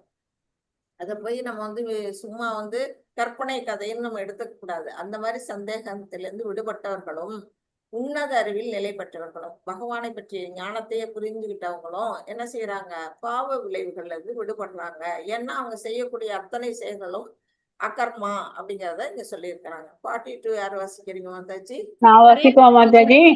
நான் பாப்பா பிராக்டிஸ் பண்ணிருக்கா மாதாஜி, ப்ளீஸ் மாதாஜி. மகாலட்சுமி மாதாஜி வாசிங்க, அவங்க ஹேண்ட் ரைஸ் பண்ணியிருக்கிறாங்க. तस्मात् अज्ञानसम्भूतं हृत्स्थं ज्ञानसिनात्मनः स्थित्वैनं संशयं योगम् आदिष्टोत्तिष्ठ भारत. हरे कृष्ण माताजी. थैंक यू माताजी. சமீக்ஷா ரொம்ப அழகா வாசிச்சீங்க. நன்றி மாதாஜி. ஹரே கிருஷ்ணா. இதுல என்ன சொல்லிட்டாங்க, அறியாமையால் உன் இதயத்தில் எழுந்த ஐயங்கள். நம்ம வந்து நமக்கு சந்தேகங்கள் எதனால வருது அப்படின்னு பார்த்தா நம்மள்ட்ட இருக்க அறியாமைங்கிற குணத்தாலதான். அறிவுங்கிற அந்த ஞானம் வருதுன்னா அந்த சந்தேகமே நமக்கு வராது. நம்ம நிறைய அறியாமையில தான் நம்ம மக்கள் இருக்கிறோம். அதனால நம்ம இதயத்துல இருந்தக்கூடிய அந்த ஐயங்களை ஞானம் என்னும் ஆயுதத்தால், ஞானம்ங்கிறது தான் அந்த அறியாமையை வந்து அழிக்கக்கூடிய ஆயுதம்னு இங்க வந்து சொல்லியிருக்கிறாங்க. நீ அழிச்சிரு. அர்ஜுனன்ற சொல்றாரு, யோக கவசம் உண்டு பரத குலத்தவனை எழுந்து போர் புரிவாயாக. கடைசி ஸ்லோகத்துல பகவான் என்ன சொல்றாங்க, 4வது சாப்டர்லயுமே நீ போர் புரியணும், உன்னுடைய கடமை அதுதான். உன்னு மனசுல இருக்க ஐயங்கள் எல்லாம் தொடச்சு தூக்கி போடு. அறிவுங்கிறத ஞானத்தை நான் கொடுக்குறேன். யோகம், யோகம்னா என்ன, பக்தி யோகம். பக்தி யோகம்ங்கிற அந்த கவசத்தை கொண்டு நீ என்ன செய்யுது, இப்ப போர்க்களத்துல ஒவ்வொரு வீரனும் கவசம் வச்சு போட்டிருப்பாங்க. போர் புரிய போகும்போதே ஒரு கவசம் போட்டிருப்பாங்க. ஏன்னா அந்த அம்புகள் வந்து தாக்காம இருக்க. இந்த இடத்துல பகவான் சொல்ற கவசம் என்னது, யோக கவசம். பக்தி யோகம்ங்கிற அந்த கவசத்தை போட்டுக்கிட்டு நீ எழுந்து போர் புரிய அர்ஜுனா அப்படின்னு வந்து அவர் சொல்றாரு. இதுதான் அவரோட முடிவு. திவ்ய அறிவை உபயோகப்படுத்தி அறியாமை அழித்து எழுந்து போர் புரிவாயாக. பகவான் வந்து நிறைய ஞானத்தை அர்ஜுனன் கொடுத்துக்கிட்டே இருக்கிறாரு. அப்ப வந்து அறியாமை ஆட்டோமேட்டிக்கா விலகிடும். நீ போர் புரி அப்படிங்கறது தான் தூண்டுறார் பகவான். இப்ப நம்ம 4th சாப்டர்ல என்னென்ன பார்த்தோம் அப்படிங்கறத ஒரு கண்ணோட்டமா இங்க கொடுத்துருக்குறாங்க. அது பாத்தீங்கன்னா ஃபர்ஸ்ட் நம்ம வந்து என்ன பார்த்தோம், 1ல இருந்து 10 நித்தியமான கல்வி. கல்வி எதை பத்தியது, பகவத்கீதைங்கிற அந்த ஞானத்தை பார்த்தோம். பகவான் வந்து ஏன் வந்து அதாவது சங்கிலி தொடர் மூலமா வரக்கூடிய அந்த ஞானத்தை வந்து ஃபர்ஸ்ட் விவஸ்வானுக்கு சொன்னாரு. அது மூலமா அடுத்தது மனுவுக்கு, மனுவுல இருந்து விஸ்வாவுக்கு இப்படி வந்தது. அப்படிப்பட்ட அந்த ஞானத்தை யாரால பெற முடியும், அதை பத்தி விஷயங்களை வந்து யாருக்கு சொல்றாரு, அர்ஜுனன் சொல்றாரு. ஒரு பக்தன், ஒரு நண்பன், அப்புறம் தகுந்த வினாக்கள் கேட்கக்கூடியவன், அல்லது ஆச்சாரியர்கள் அல்லது கடவுளை வந்து பின்பற்றுவான். அவங்களாலதான் அது அந்த தகுதி இருக்கு அப்படிங்கிறத சொல்றாங்க. யாருகிட்ட இருந்து பெறணும், அங்கீகரிக்கப்பட்ட குரு படம் சீர பரம்பரை மூலமாக கேட்கணும். அது எதை பற்றியது அப்படின்னா, கடவுள் எப்பெல்லாம் அவதாரம் பண்றாரு, எதற்காக அவதாரம் பண்றாரு, அவரை பற்றி விஷயங்களை தெரிஞ்சுக்கிறதுனால நமக்கு என்ன லாபம், இதெல்லாம் பத்தி சொல்றாங்க குரு மூலமா. அடுத்தது கிருஷ்ணர் தவறான கருத்துக்களை அகற்றுகிறார். நம்மள்ட்ட இருக்கக்கூடிய அந்த கர்மா அகர்மா விகர்மா தெரியாம இருக்கு இல்லையா, அதெல்லாமே வந்து நமக்கு அறியாமையில தான் இருக்கிறோம். அந்த அறியாமைகள் எல்லாம் அகற்றாரு. அதனால என்ன ஆகுது, செயல்களின் விளைவுகள் நம்மள வந்து பாவ புண்ணியங்கள்ல இருந்து நம்ம விடுபடுறோம். அடுத்தது யாகங்கள் பத்தி 25ல இருந்து 42 வரையிலும் பார்த்தோம். நிறைய யாகங்கள் பத்தி சொல்லப்பட்டது. ஆனா அதுலயே மிக உயர்ந்த யாகம் எதுன்னா திருநாம உச்சாடனம். ஹரே கிருஷ்ணா மகாமந்திரம் சொன்னாலே நம்ம வந்து போதும். அடுத்தது சாஸ்திரங்கள் எல்லாம் படிக்கணும். என்ன மாதிரி சாஸ்திரம் நம்ம படிக்க முடியும், நம்ம போய் வந்து ரிக்வேஜ் சாம அதர்வன வேதங்கள் எல்லாம் நமக்கு படிக்க தெரியுமானா முடியாது. அதுக்குதான் ஈஸியா நமக்கு வந்து பகவத்கீதை இருக்குது, பாகவதம் இதெல்லாம் இருக்குது, அதெல்லாம் நம்ம படிச்சுக்கலாம். அப்புறம் புலன்களை நம்ம கட்டுப்படுத்தணும். புலன்களை எப்படி கட்டுப்படுத்துறது, பௌதிக விஷயங்கள்ல ஈடுபடாம பகவத் விஷயத்துல ஈடுபடுத்துறது மூலமா கட்டுப்படுத்தலாம். அப்புறம் வந்து என்னது, யாகத்தினை இதெல்லாம் யார் நமக்கு கற்பிச்சு கொடுப்பாங்க அப்படின்னா ஒரு ஆச்சாரியன் மூலமாக நாம வந்து இதெல்லாம் படிச்சு தெரிஞ்சுக்கணும் அப்படிங்கறத நமக்கு வந்து சொல்லி இருக்கிறாங்க. இந்த சாப்டர் இதோட முடிவடையுது. நான் வந்து 5th சாப்டரையும் வந்து தொடங்கி வச்சிடலாம். ஹரே கிருஷ்ணா. கொஞ்சம் டைம் இருக்குல்ல, கொஞ்சம் கொஞ்சம் கொண்டு போயிடலாம்.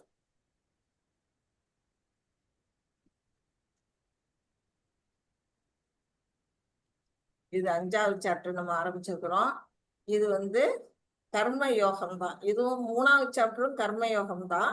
இதுவும் கர்ம யோகம். ஆனா இது எப்படி, இது கிருஷ்ண உணர்வில் செயல். இந்த கர்மத்தை வந்து எப்படி கிருஷ்ண உணர்வோட செய்யறது அப்படிங்கறது விஷயங்களை இந்த 5வது சாப்டர் மூலமா நம்ம வந்து பார்க்க போறோம். இதுல என்ன சொல்லி இருக்கிறாங்க அப்படின்னு பாத்தீங்கன்னா, இது 4வது சாப்டர் கண்ணோட்டம், இது 5வது சாப்டரோட கண்ணோட்டம் என்னன்னு நம்ம பார்த்துடலாம். இதுல வந்து மொத்தம் வந்து 29 ஸ்லோகங்கள் இருக்குது. வந்து 1ல இருந்து 12 வரையிலும் என்ன சொல்லப்பட்டிருக்குதுன்னா, தாமரை இலை நீர் போல வந்து தண்ணிக்குள்ளேயே இருக்குது தாமரை இலை. ஆனா அது எப்போது நீர் ஒட்டி இருக்கான்னா ஒட்டாது. எப்போதும் தண்ணீரே இருக்கிற தாமரையில் நீர் ஒட்டாது. ஆனா நம்ம கையை காலை விட்டோம்னா நம்ம மேல தண்ணி ஒட்டும். அந்த தாமரை இலை நீர் போல நாம வந்து என்ன செய்யணும், அந்த இலை போல நாம வந்து பற்றற்ற நிலையில இருக்கணும். நம்ம கடமைகளை செய்யும் பொழுது எப்படி இருக்கணும், கடமையை செய்யணும், பலனை எதிர்பார்க்காமல் இருக்கணும், புலன்களை கட்டுப்படுத்தி இருக்கணும். புலன்களை கட்டுப்படுத்துறதுனால என்ன செய்ய முடியும், தர்மத்தின் 4 தூண்கள். அதுதான் வந்து நம்ம பார்த்தோம்ல, 4 ரெகுலேட்டிவ் பிரின்சிபல்ஸ் சொல்றோம்ல, அதுதான் தர்மத்தின் 4 தூண்கள்னு சொல்லப்படுறது. அது கலியுகத்துல வந்து 4 கால்கள்ல ஒரு கால்ல நிக்குதான். அதெல்லாம் வந்து நம்ம உண்மை சத்தியம்னு சொல்லுவாங்க. அதுல இருந்து நம்ம வந்து காப்பாற்றணும் அப்படின்னா அதனை வந்து புலன்களை கட்டுப்படுத்தணும். அப்புறம் செயலாற்றுபவர் மூவர் 13ல இருந்து 16 வரையிலும் வந்து சொல்லியிருக்கிறாங்க. யார் யாரு செயலாற்றுறாங்கன்னா, ஒண்ணு உடல், நம்மளுடைய உடல், இன்னொன்னு நம்முடைய ஆத்மா, இன்னொருத்தர் யாரு, பரமாத்மா, உள்ளுக்குள்ள பரமாத்மா. குறிக்கோள், அந்த உடல் வந்து எதுக்காக வேலை செய்யுது, நாம வந்து ஏன் உடலை வந்து வேற வேற உடலை மாத்திக்கிட்டே இருக்கிறோம், இத்தகைய முயற்சினால் நமக்கு கிடைப்பது என்ன, நாம் எவ்வாறு இந்த உடலை பெறுகின்றோம், உடலின் இயற்கை என்ன, அப்படிப்பட்ட விஷயங்கள்லாம் உடலை பத்தி சொல்லப்பட்டிருக்கு. அடுத்தது சமமாக பார்த்தல், 17ல இருந்து 26 வரையிலும் அனைத்தையும் வந்து சமமாக எப்படி பார்க்கறது, அதுல இருந்து நம்ம எப்படி மற்றவர்களை நம்ம வந்து நம்மளை எப்படி பார்க்கணும், நம்மளை சுற்றி இருக்கவங்களை எப்படி பார்க்கணும், எல்லாருக்குள்ளேயும் இறைவன் இருக்காரா, எல்லாருக்குள்ளேயும் ஆத்மா இருக்குதா, அது வந்து ரொம்ப முக்கியமான ஸ்லோகம் வரும். 5.18 நினைக்கிறேன், அந்த ஸ்லோகத்துல பார்க்கலாம்.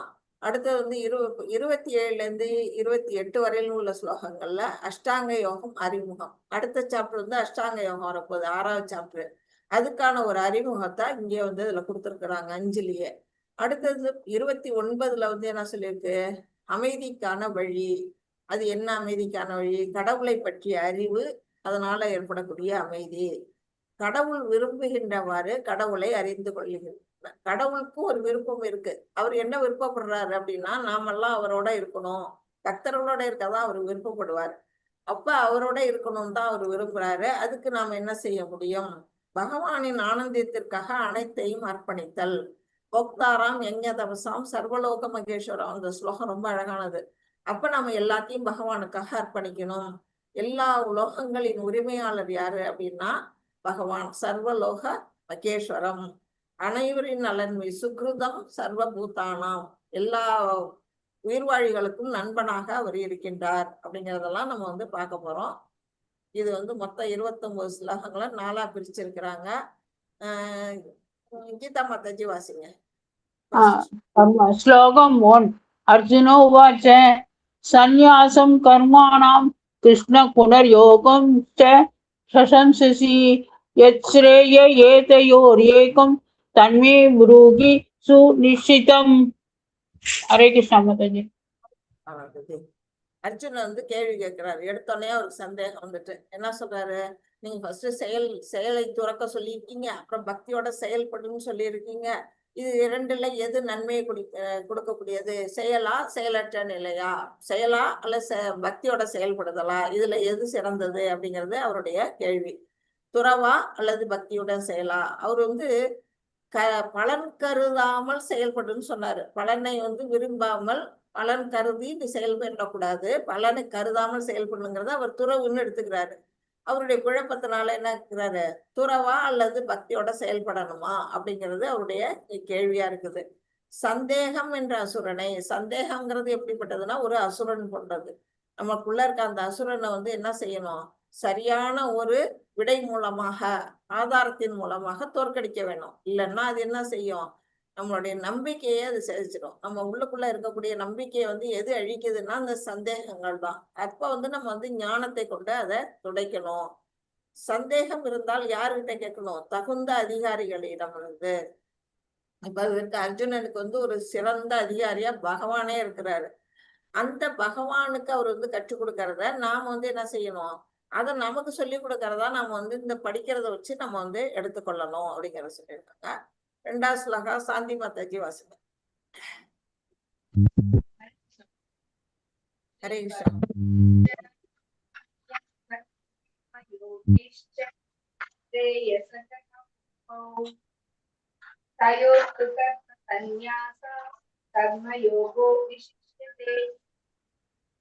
ஹரே கிருஷ்ணா. பகவான் வந்து பதில் சொல்றாரு. என்ன சொல்றாரு அப்படின்னு செயலை துரத்தல். அதாவது இப்ப நீ செயலற்று இருக்கணும்னு சொல்றீங்களா, துறவுங்கிறது வச்சுக்குவோம். அப்படியே பக்தியோட செயல்படுதல், பக்தியோட செயல்படுதல் ரெண்டுமே வந்து என்னதுன்னா முக்தி கேட்டது. துறவு வாழ்க்கையை வந்து பகவானை சென்றடையறதுக்கான ஒரு வழிதான். பக்தியில ஈடுபடுறதும் ஒரு செயல்தான். ஆனா இது ரெண்டுலயும் எது சிறந்தது அப்படின்னா, செயலை துறப்பதை விட, செயலற்று நீ இருக்கிறத விட பக்தி தொண்டோட நீ செயல்படுறதுதான் சிறந்தது. ஏன்னா செயலை திறந்துட்டு நம்மளால சும்மா இருக்க முடியாது. எந்த நேரம் வேணாலும் அதுல இருந்து நம்ம தடுமாறி விழுவோம். ஆனா பக்தி தொண்டு வந்து அவ்வளவு அந்த மாதிரி ஒரு வீழ்ச்சி அடையாது. வீழ்ச்சி அடைஞ்சாலும் அதனால நம்ம பாதிக்கப்பட மாட்டோம். பின்னாடி அதே மறுபிறவி எடுக்கும் போது அதுல கண்டினியூ பண்ண முடியும் அப்படிங்கறத பகவான் இங்க சொல்றாங்க. பக்தி தொண்டு துறவை விட மேன்மையானது, திவ்யமானது மற்றும் என்ன பாவ விளைவுகள்ல இருந்து விடுவிக்க கூடியது. அதுலதான் வந்து நன்மை இருக்கு அப்படிங்கறது சொல்றாங்க. ஒருவர் அனைத்தையும் துறந்தவரோ அல்லது தன்னிலையில் இருப்பவரோ, நீ துறவியா வேணாலும் இரு, இல்லைன்னா நீ ஒரு வேலை துறவற்ற நிலையில அவங்கவுங்க சுயமான ஒரு வேலை இருக்கும் இல்லையா, அந்த மாதிரி நிலையில இருந்தாலும் எந்த கிருஷ்ண உணர்வோட நீ இருக்கியாங்கிறது தான் முக்கியம். இப்ப இங்க பாத்தீங்கன்னா லேப்டாப்புக்கு வந்துட்டு ஒரு லேடி வேலை செஞ்சுட்டு இருக்கிறாங்க. இவங்க வந்து வேற ஒரு ஒர்க் பண்றாங்க, சமையல் மாதிரி. இவங்க மரத்துக்கு செடியில தண்ணி ஊத்துறாங்க, மரத்தை வந்து கட் பண்றாங்க, பூ பறிக்கிறாங்கல்ல, பழமோ பறிக்கிறாங்க, இவங்க தண்ணி ஊத்துறாங்க. இவங்க எல்லாம் வெவ்வேறு செயல்கள் புரியுறாங்க. அது எந்த செயலா செஞ்சா கூடமே நீ கிருஷ்ண உணர்வோட செய்யறியா அப்படிங்கிறது தான் வந்து முக்கியமே தவிர, நீ எந்த செயல் வேணாலும் செய்ய அப்படிங்கறத பகவான் சொல்றாங்க. ஸ்ரீ மாதாஜி, பவானி மாதாஜி வாசி. हरे कृष्ण माताजी। ज्ञेयश्च नित्यसन्न्यासी युनत्वेष्टि न काङ्क्षति नित्वन्तो हि महाभागो सुखं बन्धात् प्रमुच्यते। हरे कृष्ण माताजी। ஹரே கிருஷ்ணா மாதாஜி. சன்னியாசிங்கிறோம். சன்னியாசின்னா ஒரு காவி கலர் உடை அணிஞ்சிட்டு கழுத்துல ஒரு ருத்ராட்சம் போட்டுட்டு கையில கமண்டலம் தூக்கிட்டு போறவங்க எல்லாம் சன்னியாசி கிடையாது. நம்ம குடும்பத்திலேயே இருந்துகிட்டு விருப்பு வெறுப்பு அற்ற நிலை, அதாவது நமக்கு வந்து வேண்டியது வேண்டாதுன்னெல்லாம் இருக்கும். நமக்கு எது பிடிச்சது பிடிக்காது, சாப்பாட்டுல இருந்து சகலத்திலையும், ட்ரெஸ்ல இருந்து கூட நமக்கு பிடிச்சது பிடிக்காது இருக்கும். அந்த மாதிரி இல்லாம விருப்பு வெறுப்பு இல்லாத அந்த நிலைகள்ல அதுல வந்து பற்ற இருக்கும். அது இது எது கொடுத்தாலும் சந்தோஷமா எடுத்துக்கணும். அப்படிப்பட்டவன் தான் உண்மையான சன்னியாசி ஆவான் அப்படின்னு பகவான் இங்க சொல்றாங்க. சும்மா காவி உடை தரிச்சவங்க எல்லாம் சன்னியாசி கிடையாது. எல்லா இருமைகளிலிருந்தும் இன்பம் துன்பம் பகல் இரவு பலவிதமான சோகம் மகிழ்ச்சி இன்னும் பலவிதமான இருமைகள் இருக்கு இல்லையா, அதுல இருந்தெல்லாம் யார் ஒருத்தங்க விடுபடுறாங்களோ அவங்கதான் என்ன செய்ய முடியும், இறுதியில இந்த பந்த நிலையிலிருந்து விடுபட்டு முக்திக்கான நிலைக்கு சென்றடைய முடியும். உண்மையான துறவி ஜடப்பற்றுதலை எப்படி கடக்கிறார் அப்படின்னு பார்த்தா, இந்த உலகத்துல நமக்கு வந்து எதுவுமே நமக்கு சொந்தம் இல்லை. இந்த உலகத்துல படைச்சது பூரா பகவான் படைச்சிருக்கிறாரு. அப்புறம் வந்து என்னத்தை நம்ம துறக்க போறோம், எல்லாமே அவருடையது. நம்ம வந்து துறக்கிறோம் துறவி ஆகிறோம்னு சொன்னா என்னத்தை துறக்க போறோம், ஆசையை தான் துறக்க முடியும். அதனால வந்து இங்க துறப்பதற்கான கேள்வி எங்கிருந்து வருகிறது அப்படின்னு இங்க வந்து அழகா கேட்டிருக்கிறாங்க. உண்மையான துறவி எப்படி வந்து ஜடப்பட்டுதலை கிடைக்கிறார் அப்படின்னு பார்த்தா, பக்குவமான திவ்யமான அறிவு. எது மூலமா? பகவத்கீதை அந்த ஞானத்தை நமக்கு கொடுத்தது. கிருஷ்ணர் முழுமைதான், அவரது மிகச்சிறிய பகுதி நாமெல்லாம். பகவான் வந்து ஒரு முழுமையானவர், அவர்கிட்ட இருந்து ஒரு சிறிய துளிதான் நாம.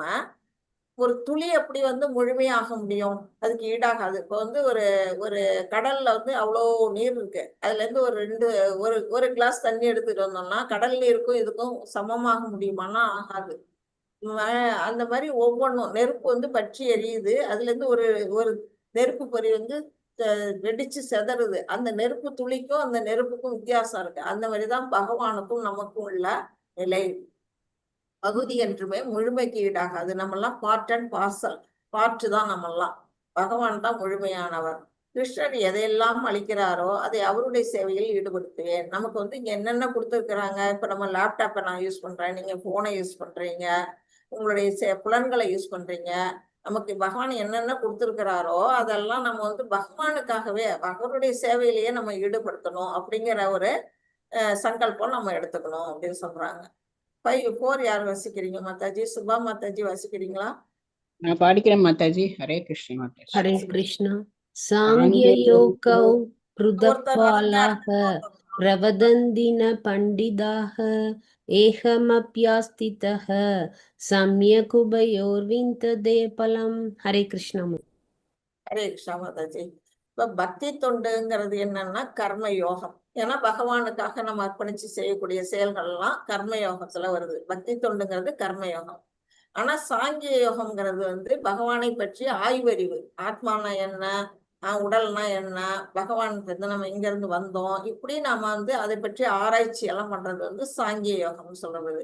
ஆனா அறிவற்றவர்கள் என்ன நினைக்கிறாங்க, இது வேற அது வேற அப்படின்னு நினைக்கிறாங்க. பக்தி தொண்டுங்கிறது வேற, சாங்கிய யோகம்ங்கிறது வேற அப்படின்னு அறிவற்றவரே பேசுவார். எவன் ஒருவன் தன்னை இவ்விரண்டு பாதைகளில், இந்த நீ சாங்கிய யோகத்தை வேணாலும் படிக்கலாம், கர்மயோகம் வேணாலும் செய்யலாம், எதுல நீ வந்து ஈடுபட்டாலும் இரண்டின் பலனும், ரெண்டுமே என்னன்னா ஒரே பலனை தான் அங்க கொடுக்குது அப்படின்னு யார் சொல்றா? உண்மையான பண்டிதர்கள். பண்டிதர்கள் என்ன சொல்றாங்கன்னா, இந்த சாங்கிய யோகம் செஞ்சும் பகவானை அடையலாம், கர்மயோகம் செஞ்சும் பகவானை அடையலாம், ஞான யோகம் செஞ்சும் பகவானை அடையலாம், அஷ்டாங்க யோகம் செஞ்சும் பகவானை அடையலாம் அப்படிங்கிறத நமக்கு வந்து பகவான் இங்க வந்து உணர்த்துறாங்க. ஞானம் மற்றும் பக்தி தொண்டுக்கு வந்து கொடுத்துருக்குறாங்க. ஞானத்துக்கும் எது இலக்கா இருக்கு? பகவான் விஷ்ணு தான் இலக்கா இருக்கு. பக்தி தொண்டும் விஷ்ணுவே இலக்கு. இப்ப வந்து ரெண்டுக்கும் வேறுபாடு இல்லை. அப்புறம் வந்து ஞானம் வந்து என்ன செய்யுது? ஆத்மாவை பற்றிய அறிவை வந்து கண்டுபிடிக்குது. ஆத்மா வேற உடல் வேறங்கிறது தெரிஞ்சுக்கிறது ஞானம். பக்தி தொண்டு என்ன செய்யுது? பகவானுக்கு நாம வந்து தொண்டு செய்ய வேண்டியவர்கள். நாம வந்து சர்வைட்டர் ஆஃப் சர்வெண்ட் அப்படிங்கிறத நம்ம தெரிஞ்சுக்கிறோம். பகவானுக்கு தொண்டு செய்யக்கூடிய நிலையில் நாம இருக்கிறோம் அப்படிங்கிறத புரிஞ்சுக்கிறது பக்தி தொண்டு. ஞான பாதை எப்படிப்பட்டதுன்னா கடினமானது. அவ்வளவு ஈஸியா நம்மளால புரிஞ்சு பகவானை வந்து சென்றடைகிறதுங்கிறது கடினம். எல்லாருக்கும் புரிஞ்சுக்க முடியாது, எளிதா புரியாது, புரியறதுக்கு பல காலம் ஆகும். அதனால ஞான பாதை வந்து எப்படிப்பட்டது? கடுமையானது, கடினமானது. ஆனா பக்தி தொண்டு பாதை எளிமையானது. ஒண்ணுமே தெரியாம மக்கா இருந்தா கூட ஈஸியா பகவானுக்கு வந்து நம்ம சர்வீஸ் பண்ணலாம். எதுவுமே எந்த அறிவுமே இல்லை, நான் வந்து 1ஆம் கிளாஸ் தான் முடிச்சிருக்கேன், படிக்கவே இல்லை அப்படின்னா கூட அவங்களால என்ன செய்ய முடியும்? குழந்தை கூட பக்தி தொண்டுல ஈடுபட முடியும். அவ்வளவு எளிமையானது பக்தி தொண்டு அப்படிங்கறத பகவான் சொல்றாங்க. அப்புறம் எல்லாரும் தத்துவத்தில் நிபுணர்கள் அல்ல. தத்துவங்கள் எல்லாம் படிச்சு புரிஞ்சுக்கிற அளவுக்கு எல்லாருக்கும் அறிவு வந்து கிடையாது. ரொம்ப கடினமா நம்ம முயற்சி எடுத்துதான் அதை வந்து புரிஞ்சுக்கணும். அப்புறம் வந்து புலன்களை அடக்குவது மிகவும் கடினமானது. நம்ம வந்து அந்த ஞானத்தை அடையறதுக்கு நம்ம புலன்களை எல்லாம் வேற கட்டுப்படுத்தணும். அந்த வேலை இருக்குது. அந்த மாதிரி பக்குவமற்ற துறவு. நம்ம வந்து உண்மையான ஞானத்தை புரிஞ்சுக்காம நம்ம வந்து காவி ட்ரெஸ்ஸை போட்டுட்டு நானும் துறவின்னு சொல்லிக்கிறது எப்படிப்பட்டதுன்னா பக்குவமற்ற துறவு. முறையற்ற செயல்கள், தவறான செயல்களை செஞ்சாலும் பகவானை புரிஞ்சுக்கிறது கடினம். அப்ப தத்துவ ஆராய்ச்சியும் பக்தி தொண்டும் ஒரே வழியின் 2 அம்சம். அப்படி பாத்தீங்கன்னா வந்து ஒரு நீண்ட ஒரு பாதை போகுது, பகவான்கிட்ட தான் போய் சேருது. அது வந்து எப்படிப்பட்டதுன்னா தத்துவ ஆராய்ச்சி. அந்த பாதை வந்து மிக மிக நீண்டது. அதுல நிறைய வந்து நம்ம படிப்படியா ஏறி போகணும். அது வந்து கடினமான ஒரு வழி. அதை விட ஈஸியானது எது? புத்திசாலி எளிமையான பாதை. இங்க பாத்தீங்கன்னா லிஃப்ட் இருக்கு. இது வந்து என்ன செய்யுது? நேரா லிஃப்ட்ல ஏறினா அந்த பாதை பகவான் இருக்கிற இடத்த கொண்டு விடுது. அப்படின்னா ஒரு புத்திசாலி என்ன செய்வான்? இந்த பாதையில ஏற ஆசைப்படுவான்? இதுல தானே போகும். அதுதான் வந்து தத்துவ ஆராய்ச்சிக்கும் பக்தி தொண்டுக்கும் உள்ள டிஃபரன்ஸ் அப்படின்னு பகவான் சொல்றாங்க. இந்த ஸ்லோகத்தோட முடிச்சுக்கலாம் மாதாஜி. இது 6 வாசிக்கிறேன். 5. ஹரே கிருஷ்ணா. ஓகே வாசிங்க மாதாஜி. யத் படிக்கிறேம்மா மாதாஜி. யதே ஸ்தானம் தத்யோகை அபிகர்மியதே ஏகம் சாங்கியம் ச யோகம் ச பஸ்யதி. ஹரே கிருஷ்ணா. உண்மையை உள்ளபடி காண்பவன் யார் அப்படின்னு இங்க வந்து கேள்வி. அதாவது பஷ்யதி அப்படின்னா உள்ளதை உள்ளபடி காண்பவன் யார் அப்படின்னா, இப்ப சாங்கிய யோகம் அப்புறம் பக்தி யோகம் ரெண்டையும் பார்த்தோம். இந்த 2 பாதையுமே எங்க கொண்டு விடுதுன்னா பக்தி தொண்டுங்கிற நிலையில தான் கொண்டு விடுது. அதை வந்து சமநிலையில பார்க்கணும். இதுவும் பகவானை பற்றியதுதான், இதுவும் பகவானை பற்றியதுதான். ஆனா அது வழி கடினமானது, இது வந்து எளிதான வழி. அதை தவிர மற்றபடி ரெண்டுமே அடையக்கூடிய நோக்கம் எது அப்படின்னா பகவான் தான். வந்து பக்தி தொண்டு தான் முடியல கொண்டு போய் விடுது அப்படிங்கறத யார் ஒருத்தவங்க புரிஞ்சுக்கிறாங்களோ அவனே வந்து உள்ளதை உள்ளபடி காண்பவன் அது அப்படிங்கிறத அழகா சொல்லியிருக்காங்க. உண்மையான ஞானம் உடையவன் ஞானத்தினாலும் பக்தி தொண்டாலும் அடையக்கூடியது ஒன்றே, இறைவனை தான் சென்றடையும் அப்படிங்கிறத தெரிஞ்சுக்கிறாங்க. ஒண்ணு எளிமையானது, இன்னொன்னு கடினமான பாதை, அவ்வளவுதானே தவிர ரெண்டுமே ஒரே பாதையில ஒரே இடத்துல தான் நம்ம கொண்டு சேர்க்குது.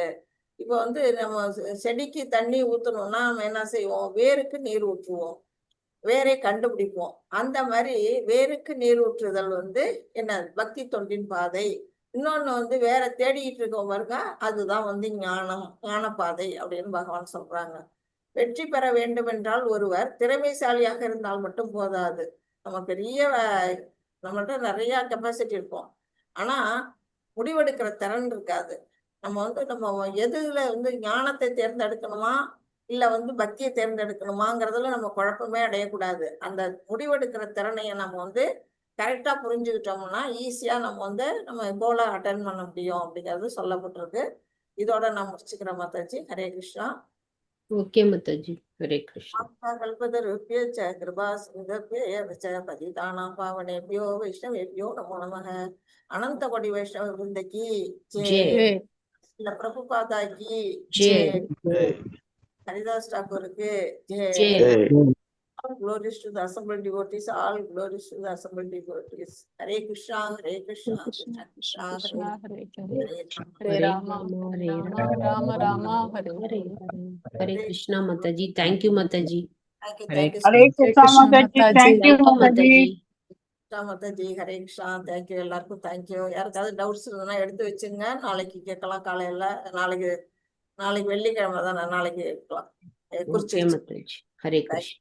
தேங்க்யூ மாதாஜி. ஹரே ஹரே கிருஷ்ணா. கிருஷ்ணா. ஹரே கிருஷ்ணா.